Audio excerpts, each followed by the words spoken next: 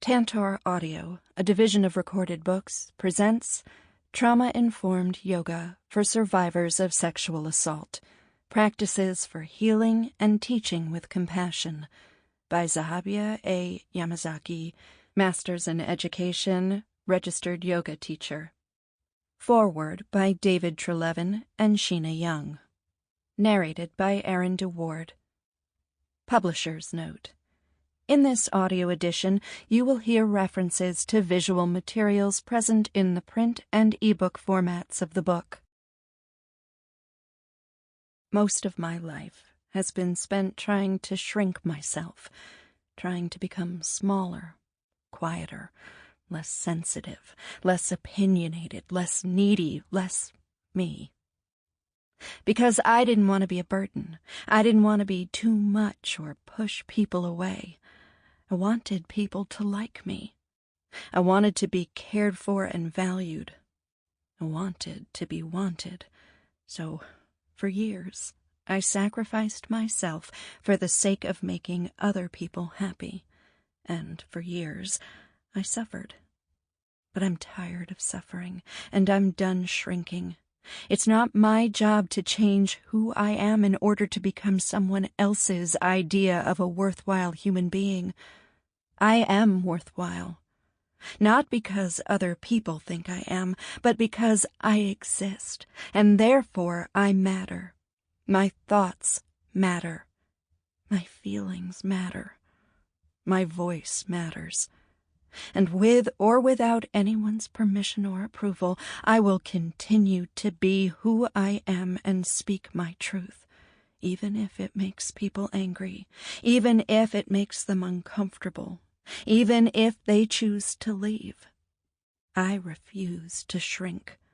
I choose to take up space. I choose to honor my feelings. I choose to give myself permission to get my needs met. I choose to make self-care a priority. I choose me. Danielle Kupke, originally published in Daring to Take Up Space, 2020. Foreword.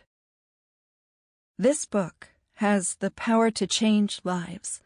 It offers a roadmap for trauma-informed yoga at a time when we desperately need it. And it's written by someone who embodies the principles she teaches.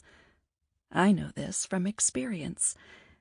I met Zahabiyah Yamasaki when she hosted me in her role as Program Director of Trauma-Informed Programs at UCLA. I'd published a book on trauma-sensitive mindfulness a year earlier, and she'd invited me to address her community. I arrived a bit early and watched Zabi and her team register people as they began to trickle in. I was amazed by what I witnessed. Zabi greeted everyone by name, asking personal questions about their family and specific questions about their work. Her introduction later that morning wove personal stories with contemporary research, holding the audience rapt. I quickly realized that Zabi wasn't just a trauma-informed yoga teacher. She was a visionary leader in her community who genuinely cared for those she led. Like many, I've been imploring Zabi to write this book for years. In her eyes, trauma-informed approaches are an essential part of yoga and meditation. They are not just a specialized niche. Zabi is passionate about helping trauma survivors practice yoga and empowers teachers to do just that. Yoga is something of a double-edged sword when it comes to trauma. While many trauma survivors will benefit from yoga, the intense focus on sensations can also be dysregulating. Intrusive thoughts, memories, and painful sensations can intrude into consciousness at any time, leaving those struggling with trauma susceptible to dysregulation, dissociation, and re-traumatization in practice. Zabi reminds us this isn't something to fear, but to be prepared for. Yoga practice often won't cause trauma, but it can reveal it. As yoga teachers and practitioners, we can be ready to respond skillfully when trauma arises.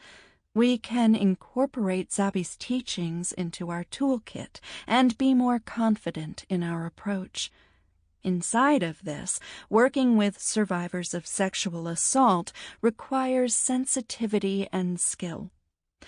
To understand sexual assault is to understand the social dimensions of trauma, the collective denial that survivors can encounter, for example, or the shame that often accompanies traumatic wounds. Like all trauma, sexual assault does not occur in a vacuum. It's connected to the world around us, and Zabi continually turns us towards this fact to empower our teaching. Ultimately, this book is about empowerment. Each chapter is born out of Zabi's experiences of what works and what doesn't in trauma-informed yoga for survivors of sexual assault. You're about to learn powerful tools that you can adopt right away in your teaching and practice. There's a refreshing practicality with Zabi's writing and innovative teachings born out of trial and error. I'm thrilled you've found this book. It couldn't have come at a better time, nor from a more powerful teacher and human. May it bring healing and transformation to us all. David Trelevin, author of Trauma-Sensitive Mindfulness, Practices for Safe and Transformative Healing, May 2021, San Francisco, California. Forward. I have a good friend named Shai, one of my favorite people on the planet. The first time I said I love you, we were parting ways after having some sweet quality time and in preparation for our week. In the overwhelm, she managed to utter, "Thank you," and scurried to the nearest exit. Some days passed, and we found ourselves revisiting the moment. I learned about her relationship with love and discovered that "I love you" was foreign and also too common to capture what lived between us. Instead, she offered, "I am happy you exist." This happened some years ago, long before I met Zabi. I've since adopted this sacred acknowledgement and embrace as an expression, a love story, and in this moment, a rare offering. To my beloved friend, teacher, colleague, and sister healer, Zabi, I am happy you exist. It is an honor to stand in this opening and new beginning in healing for so many that will be touched by this book. My name is Dr. Sheena Young. I am a licensed body-inclusive psychologist, trauma-informed educator and yoga teacher, Reiki master, healer, and survivor of many things. I own a private practice, embodied truth healing and psychological services, an intimate and intentional space for seeking truth and healing mind, body, heart, and spirit. My work centers the lived experiences of my beloved Black, Indigenous, and People of Color, POC, communities, the stories that are captive in their bodies, and the traumas wedged between generations. I've lost the memory of how Zabi and I met some years ago, but our first interaction was a long phone call, and we were smitten with what we discovered. It seems we had been living in our respective corners of the world, birthing kindred visions, and were divinely guided into concentric overlap. To discover another woman of color doing this work felt like a nostalgia you hope will linger. What a magical moment to be here, basking in the lingering. This book is at once a memoir, an invitation, and an opportunity in healing. Zabi truly poured herself into this book, undeniably guided by her resilient ancestors and spirit guides, and the wise healer inside that has journeyed survivorship. This is what happens when a being knows why they came into this world. They journey, they bring medicine, They imprint, and they leave the world better than they found it, in the way only they can. It is a consecrated crossroads that many survivors stumble upon, where their pain and purpose meet one another. May this book meet you at the intersections of holding yourself and the survivors you love and care for. Zabi has written a comprehensive guide that facilitates deeper understanding of the relationship between sexual trauma and the body. She beautifully ambassadors the imminent movement toward trauma-informed care as the standard we are all so deserving of. In these sections, we learn to listen to the voice of the body, to appoint it as the elder healer, to remember what it knows, and to entrust our healing to the ageless wisdom of yoga. In these sections, we learn to relinquish control of other people's narratives, to cue remembrance of choice, to affirm generously. We return to the breath, and we invite reclamation of home in the body. These are the healing reparations my beloved communities of color are worthy of, for embodiment to be encouraged and fortified, boundaries respected, and nervous systems to be restored to calm. As you journey forward in healing and in these sections, may the words of my sweet and gentle friend Zabi be close by. I invite you to turn the volume of your heart all the way up and the volume of your thoughts all the way down. May anyone who listens to this be compelled to heal, to expand, and to transcend. Dr. Sheena Young, she, her, hers, licensed body-inclusive psychologist, trauma-informed educator and yoga teacher, embodied truth, healing, and psychological services at Embodied Truth Healing.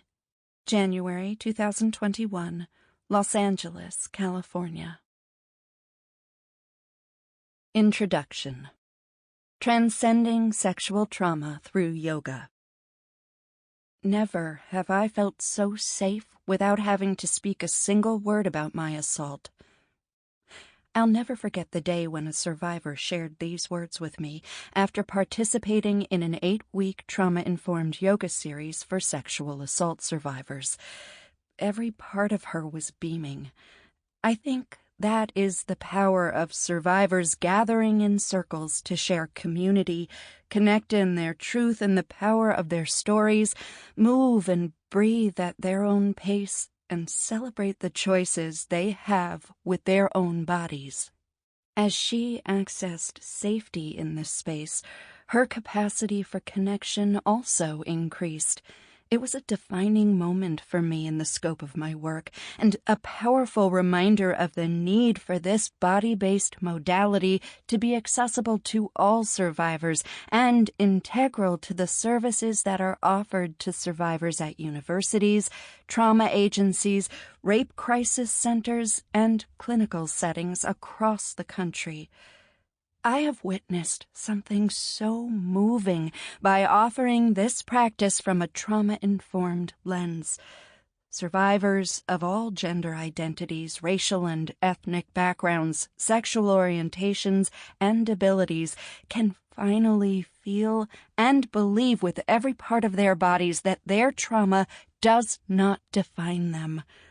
The practice is a reminder of their innate capacity to heal, and that they are never alone in their experience. I still remember the very first trauma-informed yoga series that I taught nearly 10 years ago. I remember the butterflies. I remember the passion. I remember the pathways for healing that suddenly became possible. I began teaching trauma-informed yoga classes in the community for many reasons. To support survivors in what is oftentimes a lifelong process of healing. To create spaces in which to love ourselves throughout the journey and be reminded that our pain is not invisible. to affirm that we are not broken and that we can return to our bodies on our own terms, to support empowerment and empathy and space in which to be seen, to foster compassion when we tap into the deep knowing that there may be no sense of finality to this thing called healing, to hold on fiercely to our worthiness amid the many storms we will navigate in this life, to let ourselves be present with moments of relief and joy, to consciously practice self-love with the many paradoxes of healing and hurt, courage and fear, grief and joy, to know that there are many entry points to healing. Yoga can be a pathway for the integration of mind, body, and spirit amid all of the disintegration that trauma causes. This notion alone has been a guide and anchor for me in my own healing, and as I pursued my passion for creating affirmative and inclusive healing spaces. My work has been an intersection of my worlds as a survivor, a woman of color, and a trauma-informed educator and yoga instructor. Because of the impact that trauma has on the body's physiology, I feel that we do a huge disservice to survivors by leaving the body out of treatment. I've learned this firsthand, doing direct work with survivors and having the honor to witness their courage and resilience and hear their stories. Yoga is an ancient practice that began in India and seeks to help people transcend suffering.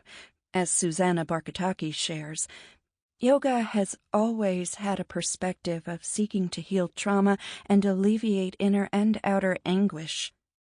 In Sanskrit, the term ahimsa, which is one of the 5 yamas of the 8-limbed path of yoga, means nonviolence. And as an emotional practice, this has anchored me deeply in the scope of my work with survivors. I knew that I wanted to build a program that spoke to the language of the body and honored the roots of the practice. A program that was soulful, intersectional, accessible, and culturally affirming at its core. I believe that in the context of our various professional roles, we have an obligation to be mindful of the way that trauma manifests for our students. For yoga teachers, this would mean offering the same care and attention to experiences of trauma that we do to physical injuries. We have a powerful opportunity to support survivors in their recovery, offer them restorative tools to manage their stress response, help them gently unpack trauma imprints, and support the flow of energy throughout their nervous system, and, most importantly, help them access safety in their own bodies. I believe that one day every trauma agency, university, hospital, recovery center, rape crisis center, and domestic violence shelter will offer trauma-informed yoga as an integral part of treatment and services for survivors. I also think it is critical that we normalize trauma-informed frameworks being integral to yoga teacher trainings. Trauma-informed yoga is an empowering yoga practice that prioritizes the lived experience and healing of each and every student. Safety, trust, choice, and control are some of the core components of the practice. The frameworks of trauma-informed yoga that will be explored in this book include empowerment-based language, supportive presence, and the embodied practice of holding space, self and community care for the teacher, consent positive assists, safety of the physical space, trauma-sensitive breathwork, sensitivity to triggers, and cultural considerations and accessibility. Trauma-informed yoga is a unique and effective way to help survivors heal. The practice can help survivors safely reconnect to their bodies, allowing them to access resources when they are ready. Through our research at the University of California, survivors shared that the practice decreased their symptoms of PTSD, anxiety, and depression, helped them develop positive coping strategies, empowered them to seek out additional support resources to prioritize their mental health, and helped them practice self-compassion, among many other benefits. All of my professional roles have entailed facilitating presentations on trauma, and after every presentation I have facilitated, a number of survivor disclosures have followed. In my numerous conversations with survivors over the years, I've noticed some consistent themes. One has been a need to feel something tangible. So many survivors have shared that they continue to live with and navigate the debilitating trauma symptoms that permeated their lived experience long after the incident or incidents occurred. They voiced so openly and vulnerably about wanting to manage the somatic symptoms and triggers that were arising in their bodies every single day. Another theme that has frequently arisen is that many survivors are not quite ready to process their experiences through talk therapy. They have shared that it did not feel like an accessible option for them. According to Forge and the Transgender Sexual Violence Project, few victims received professional emotional support soon after they were assaulted. Only 14% got help within the first week, with another 19% getting help within the first 6 months, and an additional 10% getting help before the first year was up. However, 57% did not receive their first professional emotional help until more than a year after the assault or assaults, with 28% not receiving help until 10 or more years after they were assaulted. Additionally, navigating life in the aftermath of sexual assault can already feel like a largely invisible experience, which can lead to further isolation. This demonstrates the critical need to broaden the scope and spectrum of healing, to be intentional and nuanced far beyond the initial experience or experiences of trauma. In one campus implementation of the trauma-informed yoga program, 40 survivors submitted interest forms to participate. Of those 40, only 10 were currently connected to the counseling center or survivor advocate. The other 30 survivors indicated that the yoga program was their first entry point in receiving any type of help or support related to their trauma or traumas. We are at a defining moment in our world, where survivors are boldly speaking their truth as a result of Tarana Burke's inspiring movement, Me Too. She founded the movement in 1997 to center the sexual assault experiences of Black and brown girls, whose stories have been historically and heartbreakingly silenced and minimized. The Me Too movement has paralleled the trauma-informed yoga movement for some time now, and now, more than ever, there is a powerful convergence of the two.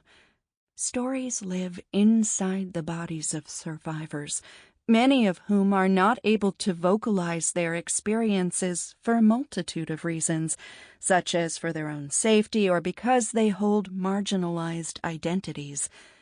Additionally, if there is one thing that the year 2020 revealed and woke the world up to, it is the staggering and devastating racial disparities that have permeated every aspect of our society.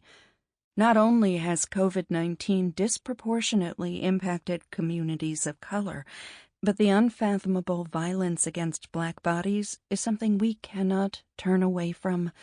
Black lives have always mattered. Trauma-informed care, which will be further explored in Chapter 1, has always been rooted in anti-oppression and anti-racism frameworks. The practice is incomplete without acknowledging the intersections of survivor identities, racial justice, and the cultural trauma that is far too prevalent in our world. The anti-racism movement and the sexual violence movement have never been separate. There is no checklist, and trauma work was never meant to be rushed or unpacked quickly.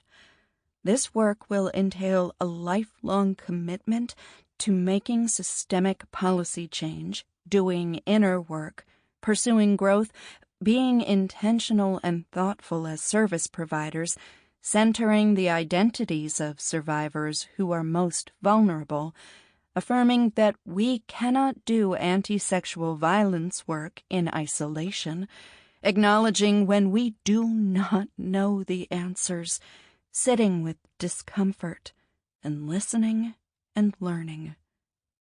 Our nervous systems are a profound guide in leading us toward a more just world, and most importantly, survivors of color deserve a deep space for belonging and healing modalities that acknowledge and affirm their beautiful existence. Sexual violence impacts all aspects of human functioning, the physical, mental, behavioral, social, and spiritual. And for years, the anti-sexual violence movement has been limited in resources and scope of practice, offering a narrow range of services for survivors to access support in the healing process. Molly Bader Harris shares, after the advocacy in the emergency room, when the community support group stops meeting, or for those who never had the opportunity or the safety to say the words, "I was raped," aloud, where do survivors turn next as they navigate this sometimes lifelong journey of healing? The spectrum of what healing looks like is so vast. While each survivor's healing process is unique due to factors such as cultural barriers, access to health insurance, financial accessibility, and stigma around seeking mental health services, to name just a few, it is essential that service providers and support agencies for those who have experienced sexual violence offer multiple pathways for survivors to heal and are provided with the resources needed to make their work sustainable. Something that must always guide our work. Not every survivor will heal in the same way. They are all worthy of a menu of options that put them at the center of their own experience. This book aims to provide a foundation for how to offer yoga to survivors of sexual assault in a safe, effective, evidence-based, and healing way.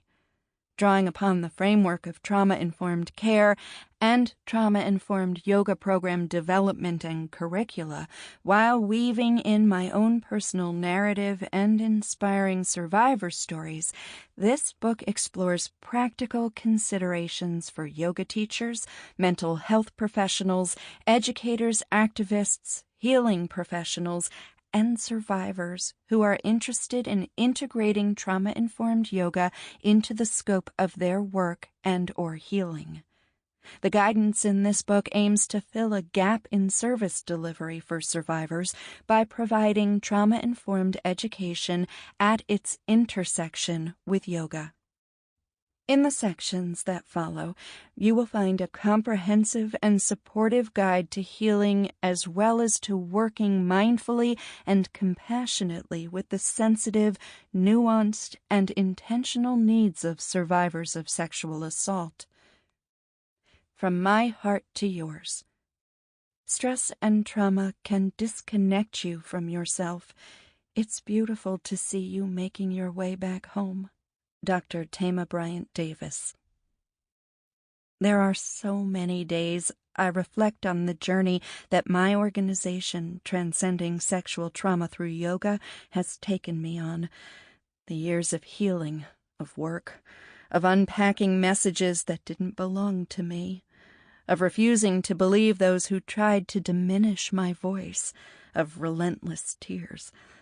I remember the moments they've led me to. The power of being grounded in my inherent worth as a survivor, the softness that self-compassion brings when imposter syndrome makes me want to shrink, The joy that comes with fiercely believing in my dreams and watching them unfold. The palpable feeling of bravery taking up space despite all the ways trauma makes it so easy. Sample complete. Ready to continue?